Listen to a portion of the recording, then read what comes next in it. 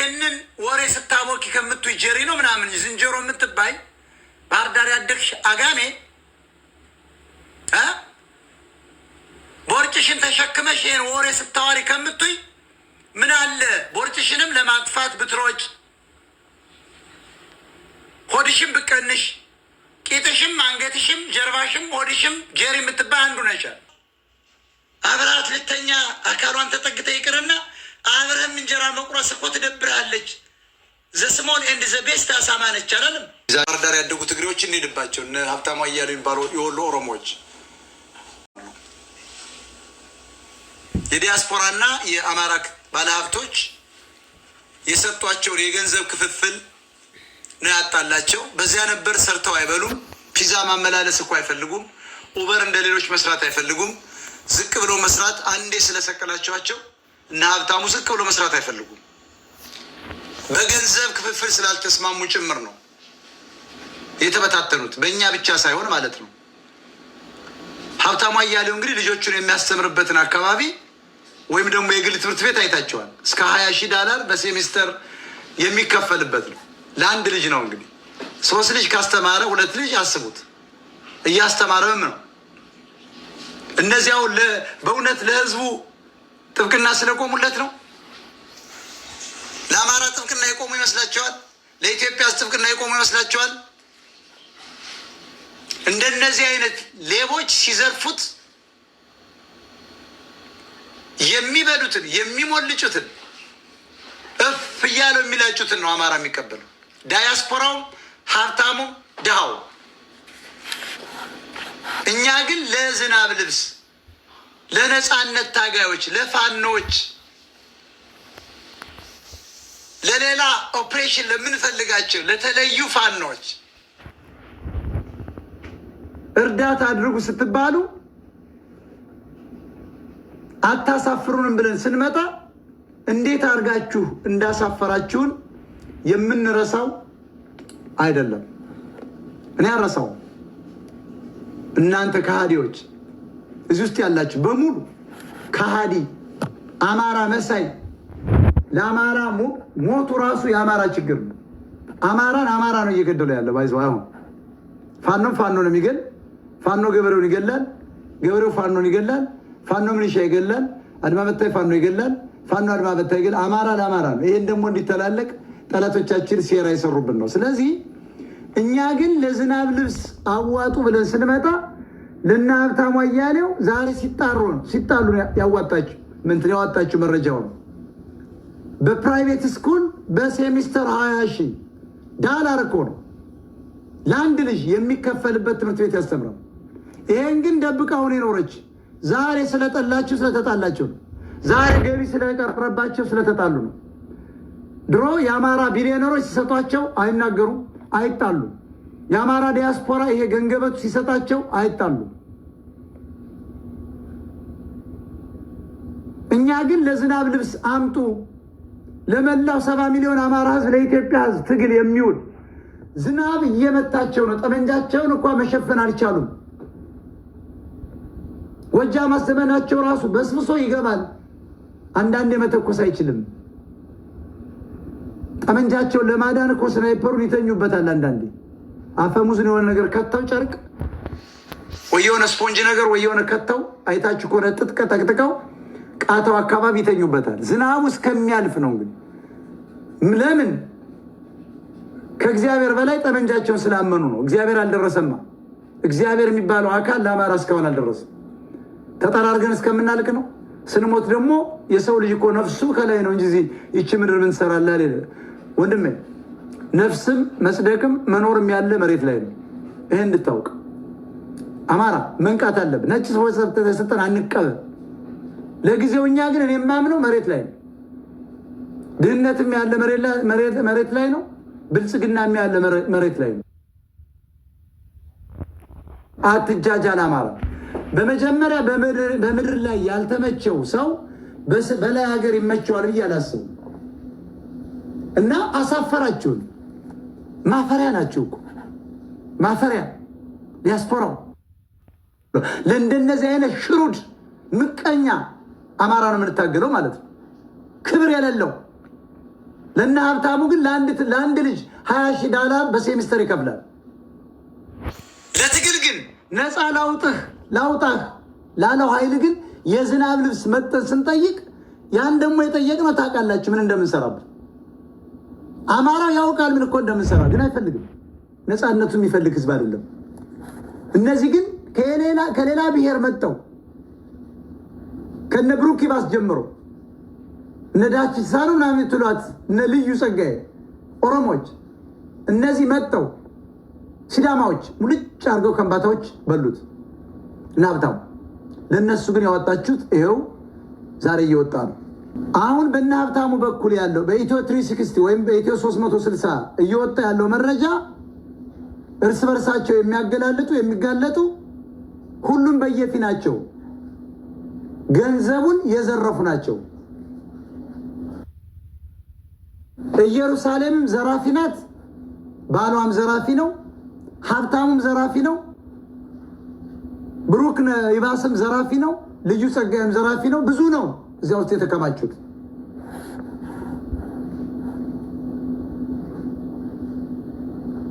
ሁለት ጊዜ ነው የተጋጩ። የመጀመሪያው ግጭት ካስታወሳችሁ ገንዘቡ የሀብታሞች ገንዘቡ ሁሉ ሲቀር ነው የአማራ ቢሊዮነሮች መስጠት አቆሙ። ስለዚህ የለመዱት ሳያገኙ ሲቀሩ እነዚህ ዘራፊዎች ተጋጩ፣ ተጣሉ። ከዚያ በዘረፉት ክፍፍል ነው የተጣሉ። ላጋልጣቸው ዛሬ አሁን ደግሞ የተደገመው አሁን ጸቡ ምንድን ነው?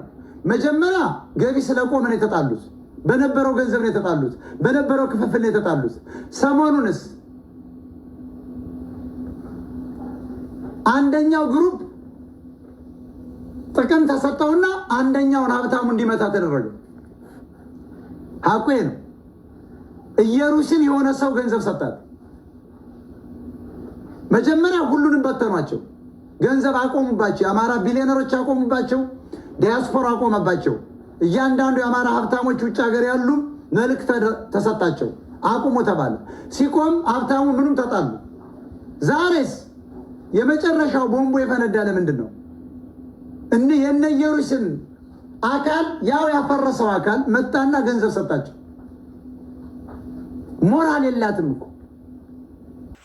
ስለዚህ አሁን ደግሞ የተበታተኑት እነ ኢየሩሳሌም የሀብታሙን ግሩፕ ለመምታት ለኢየሩሳሌም ግሩፕ ገንዘብ ስለተከፈላቸው ነው።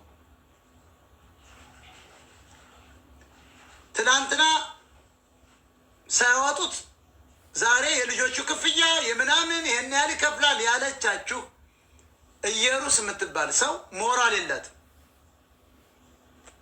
አሁን የተሻለ ገንዘብ ለእነ ኢየሩሳሌም የሚሰጥ አካል ሲገኝ ሀብታሙ ላይ ወረዱበት። አሁን የሚጋጩት ሀብታሙን ከዓመት በፊት ይህንን ነገር ሲያደርግ ያውቃሉ። ጀሪ ነው ምናምን የምትሏት ዝንጀሮ አሁን እኮ የምታጋልጨው ሀብታሙን ከአንድ ዓመት በፊት የሆነ ነገር ነው የተጣላችሁት እኮ የዛሬ 3 ቀን ነው። ለምን ሀብታሙን ዛሬ ላይ ትቃወሚያለሽ? አስመሳይ ነሽ። ትናንትናም የተጋጫችሁ ህዝቡ የሚወጣው መዋጮ ዶላር ቤተክርስቲያን የሚሰጠው ሲቆም፣ የአማራ ሀብታሞች የሚሰጧችሁ ገንዘብ ሲቆም፣ እነ ትዕግስት ፈረደ የሚያሸክሟችሁ ገንዘብ ሲቆም ነው። ያ ገቢ ሲጠፋ ተጋጫችሁ። ለምን ስራ መስራት አትፈልጉም? ስራ ሰርታችሁ አትበሉም? ምን አለ ይህንን ወሬ ስታሞኪ ከምትይ ጀሪ ነው ምናምን ዝንጀሮ የምትባይ ባህር ዳር ያደግሽ አጋሜ ቦርጭሽን ተሸክመሽ ይህን ወሬ ስታዋሪ ከምትይ ምን አለ ቦርጭሽንም ለማጥፋት ብትሮጭ፣ ሆድሽም ብቀንሽ፣ ቂጥሽም፣ አንገትሽም፣ ጀርባሽም፣ ሆድሽም ጀሪ የምትባይ አንዱ ነች። ምን አለ ስራ ሰርተሽ ብትበይ።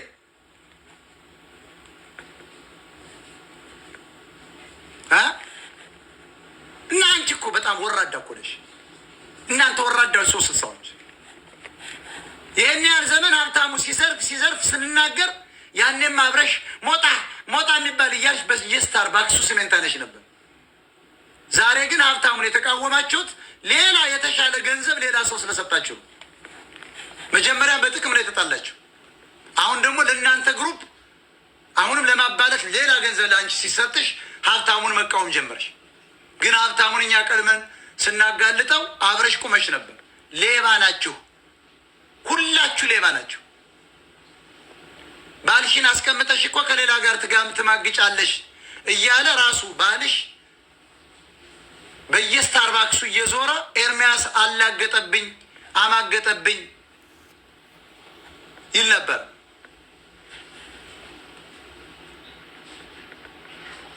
ያጣሳ ፊት ባልሽ የብልጽግና ባልሽ ዛሬ አዲስ አበባ ነው አይደል የሚመላለሰው?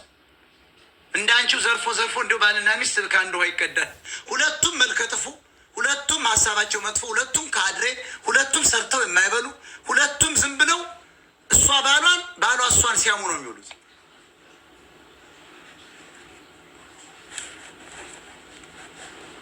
እውነተኛ ነገር ጀሪ የሚባል መች ተፈጠረብሽ? ባልሽም ሌባ ነው። ታዲያ ሀብታሙ ስለ ትምህርት ቤት ትናንትና አውጥተሻል። ለአንድ ልጅ $20,000 እንደሚያስተምር የት ነበረ? ሀብታሙ እኮ ከአመት 2 ዓመት በፊት ነው የሚከፍለው። ይሄ መች አጋለጥሽው? እውነተኛ ሰው ብትሆን ኑሮ 360 ያላችሁ ቀድማችሁ ነበር ሀብታሙን ታጋለጡት። ጥቅም ያለ ጊዜ ሳትጣሉ አታላጋለጣችሁ።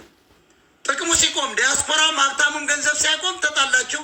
አሁን ደግሞ ለአንደኛው ለወደቀው ግሩፕ ሁለታችሁም ወድቃችኋል። ለወደቀው ግሩፕ አንደኛውን ግሩፕ የነጀሪ የሚባለውን ገንዘብ ሲሰጧችሁ ሀብታሙን መቃወም ጀመራችሁ። ሀብታሙን ለምን ቀድማችሁ አልተቃወማችሁትም? እናንተ ሌቦች። እኛ ስናጋልጠው ግን አብራችሁ ቁማችሁ ነበር። ዛሬም ሀብታሙን የምትቃወሚ ገንዘብ ስለገባልሽ ነው። ለሌላ ነገር ብለሽ ለነፃነት ብለሽ አይደለም። ጀሪ ነው ዝንጀሮ የምትባይ የምትቃወሚው ሀብታሙ አያሌውን። ባልና ሚስት እንዴት ተፈላልጎ ይገናኛል? ጎበዝ። ሁለቱም ሌባ፣ ሁለቱም ማስመሰይ። ኤርሚያስ ደገሳ ማገጠብኝ ሚስቴን፣ ከኋላ ሰረጀብኝ ሚስቴን እያለ ያ ጣሳ ፊት ባልሽ ስም ሲያጠፋን የራሴ በጀሮ ሰምቸዋል። በየስታርባክስ ዳላስ ቴክሳስ ሁሉ መጡ። የማይረባ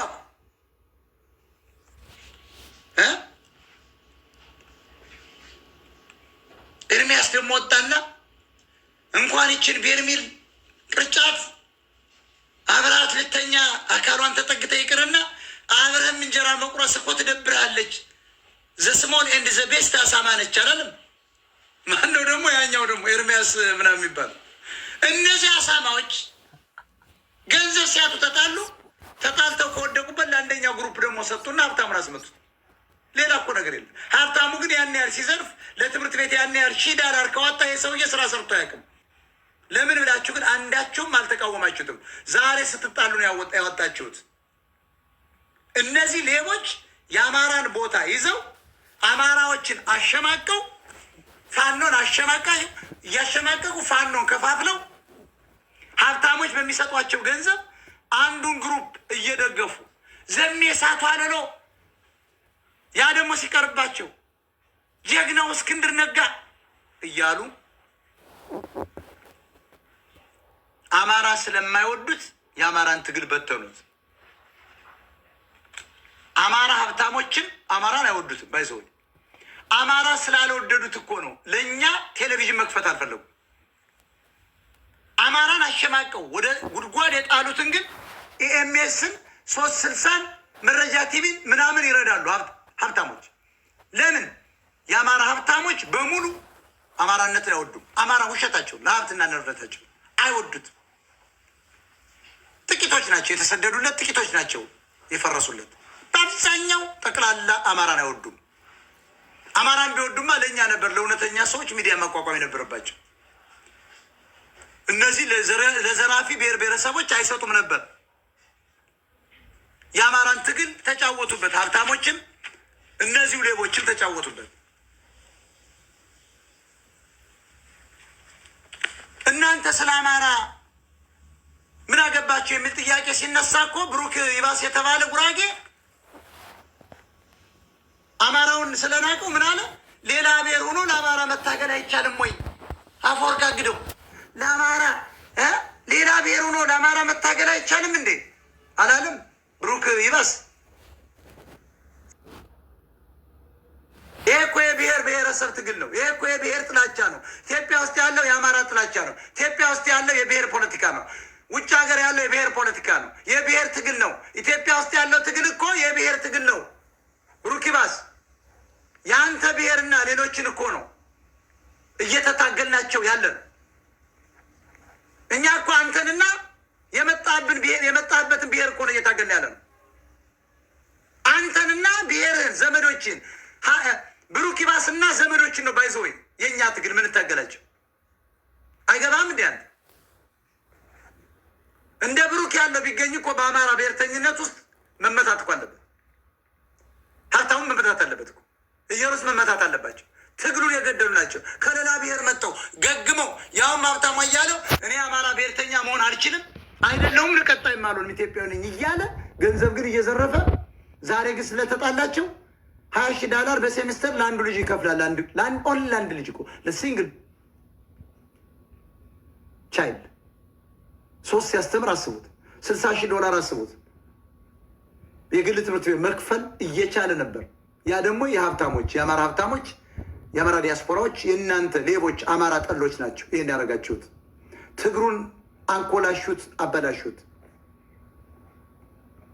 የእነሱ ዘሮች ናቸው እኮ የእነ ብሩክ ይባስ ዘሮች ናቸው እኮ የእነ አፈወርቅ አግደው ዘሮች ናቸው እኮ እነ ኤፍሬም ማዴቦ አማራ ለ1000 ዓመት አይመጣም ያሉ አማራ መደራጀት የለበትም ብለው ግንቦት 7 ድርጅት አቋቁመው ብሩክና ራሱ 360 ሆነው 2 ቋንቋ ብቻ ተናጋሪ ነው ግንቦት 7ን አርበኞች ግንባርን መምራት ያለበት እያሉ አማራ ወደ ስልጣን እንዳይመጣ አስጨፍጭፈው ትግሉን ለኦሮሞች የሸጡት እነሱ ናቸው እኮ።